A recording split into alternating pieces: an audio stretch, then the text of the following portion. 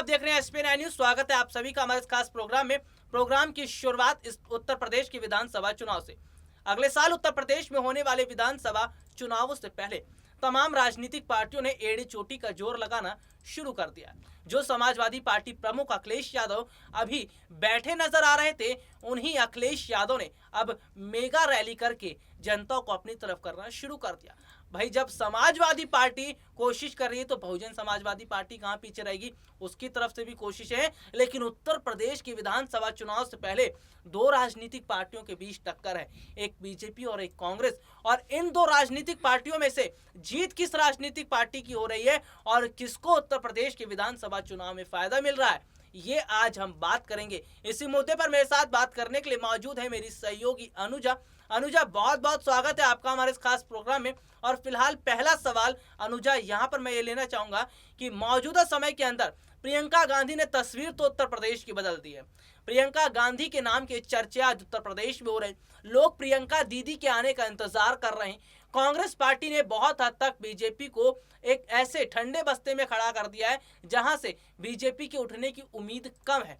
उत्तर प्रदेश में प्रियंका गांधी के लगातार कई ऐलान करने के साथ साथ उत्तर प्रदेश की जनता का रुख प्रियंका की तरफ होना, कांग्रेस की तरफ होना, क्या यही देखकर प्रधानमंत्री नरेंद्र मोदी डर गए? क्या यही देखकर उत्तर प्रदेश के मुख्यमंत्री योगी आदित्यनाथ ने घुटने टेक दिए? इसीलिए ये देखने को मिला कि किसान कार्ड खेलने की जरूरत पड़ गई प्रधानमंत्री नरेंद्र मोदी को, और उन्होंने फैसला किया कि अगर किसान कार्ड नहीं खेला गया तो योगी की सत्ता तो जाएगी, लेकिन उनकी सत्ता लोकसभा चुनाव में भी जाएगी।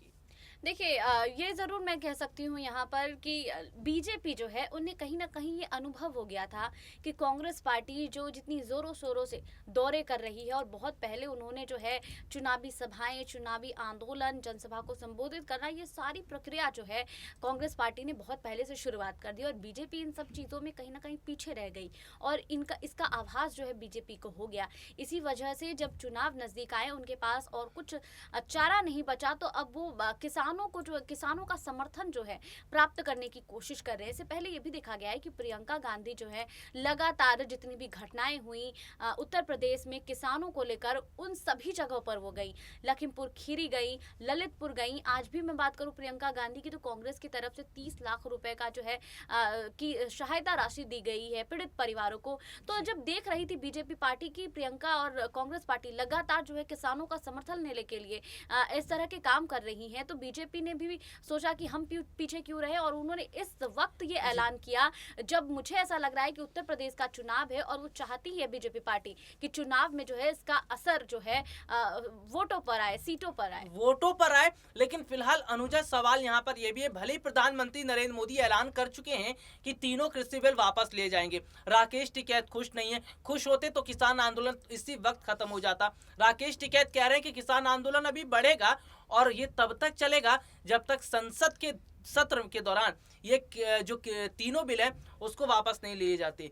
तो राकेश टिकैत का कांग्रेस से पहले से नज़दीकियां बढ़ती नजर आ रही हैं, क्योंकि जैसे कि हम बात कर चुके हैं कि प्रियंका गांधी कई बार किसानों का मंच साझा किए हैं। और सबसे बड़ी बात क्या है कि उत्तर प्रदेश के अंदर बीजेपी क्या राकेश टिकैत को अपनी तरफ खींचने की कोशिश कर रही है ताकि पश्चिमी उत्तर प्रदेश का वोट बीजेपी को पड़े। लेकिन मौजूदा समय में ऐसा लग रहा है कि राकेश टिकैत तो मान ही नहीं रहे। राकेश टिकैत तो वहीं के वहीं है जहां पर वो दिखते नजर आ रहे, क्योंकि उन्हें पता चल चुका है बीजेपी चालाकी कर रही है, प्रधानमंत्री नरेंद्र मोदी चालाकी से काम कर रहे हैं और इस चालाकी में राकेश टिकैत फंसते नजर नहीं आ रहे। आने वाले समय में क्या बीजेपी को छोड़कर राकेश टिकैत कांग्रेस की तरफ हाथ बढ़ाते नजर आएंगे? क्या उत्तर प्रदेश के विधानसभा चुनाव में जो तस्वीर इस वक्त बदली है, प्रियंका गांधी की लहर दिखाई दे रही है, कांग्रेस पार्टी के आने की संभावना दिखती नजर आ रही है, क्या यही स्थिति चुनाव के समय दिखती नजर आएगी, वोटिंग के दौरान दिखती नजर आएगी? और वो महिलाएं जो प्रियंका गांधी के साथ घुल मिलकर दिखाई दे रही थी, प्रियंका गांधी के साथ आती नजर आ रही थी, क्या जो वोट प्रियंका गांधी ने तय कर लिए हैं, वोटर्स को सेट कर दिया है, यही वोटर्स हैं जो प्रियंका गांधी की तकदीर को बदलेंगी, उनकी लोकप्रियता को और आगे बढ़ाएंगे और कांग्रेस को फायदा मिलेगा?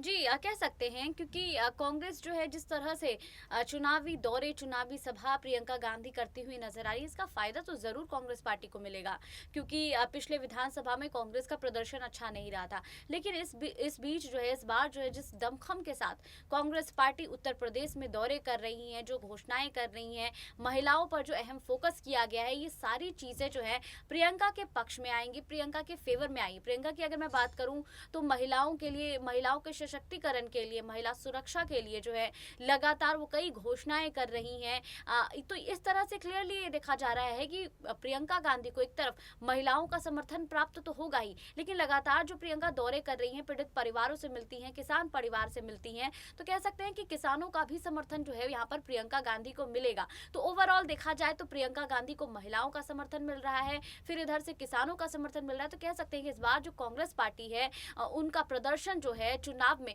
बहुत अच्छा रहने वाला है। चुनाव में बहुत अच्छा रहेगा। फिलहाल कांग्रेस पार्टी ने पकड़ तो मजबूत बना ली है और ये बहुत हद तक तय है कि बीजेपी प्रियंका गांधी से डर गई, तभी तो 3 बिल वापस लिए गए। अनुज, सवाल यहाँ पर यह भी है कि किसान आंदोलन बीते कई महीनों से चल रहा। इस किसान आंदोलन के समय बहुत किसान हैं जो मारे गए, बहुत सारे किसान हैं जिनकी जान चली गई। क्या किसानों के साथ जो हुआ, जिन किसानों की मौत हुई है, जिन किसानों के साथ इस तरह के हादसे हुए हैं उत्तर प्रदेश के लखीमपुर खीरी में, जो अभी तक किसानों के साथ हुआ है, क्या किसानों की स्थिति को देखते हुए उत्तर प्रदेश के मुख्यमंत्री योगी आदित्यनाथ किसानों से माफी मांगेंगे?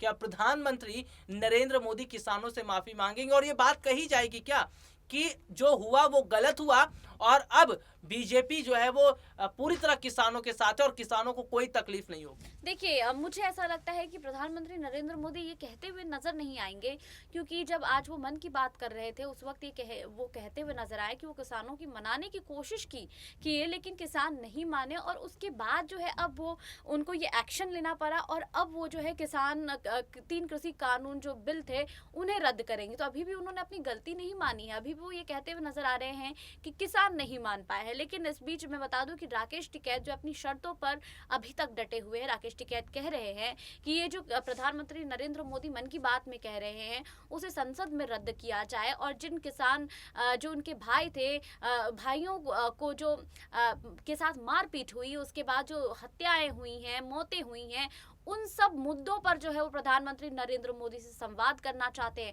उनसे बातचीत करना चाहते हैं। उसके बाद ही जो है वो आगे का रास्ता फिर बताएंगे। तो ये बहुत अहम है कि एक तरफ जहां मोदी सरकार जो है ये कहती हुई नजर आ रही है कि किसान नहीं माने, और वहां राकेश टिकैत कह रहे हैं कि ये जो बात कह रहे हैं पीएम नरेंद्र मोदी वो संसद में करें। तो अभी भी जो है वो संशय कायम है, अभी संशय कायम है। फिलहाल इतना तो तय नहीं है कि माफी मांगेंगे या नहीं मांगेंगे, लेकिन इस किसान आंदोलन को चलाने में किसानों ने अपना पूरा खून पसीना बहाया है। खून पसीना बहाकर इस आंदोलन को यहाँ तक लेकर आए हैं और आखिरकार हार माननी पड़ी है प्रधानमंत्री नरेंद्र मोदी को। 1947 की तरफ चलना चाहूँगा अनुजा मैं। 1947 जब हमारा देश आज़ाद हुआ था, उस आज़ादी से पहले का जो माहौल था, ब्रिटिश सरकार से लड़ाई लड़ रहे थे हमारे देश के बहुत सारे जवान, बहुत सारे जो भक्त थे, देश के भक्त, वो लड़ रहे थे उन ब्रिटिश सरकार के खिलाफ, जिनमें अगर मैं बात करूं भगत सिंह थे, चंद्रशेखर थे, महात्मा गांधी थे और बहुत सारे लोग थे। लेकिन उन्होंने आखिरी दम तक अपनी लड़ाई लड़ी और ब्रिटिश सरकार को झुकना पड़ा।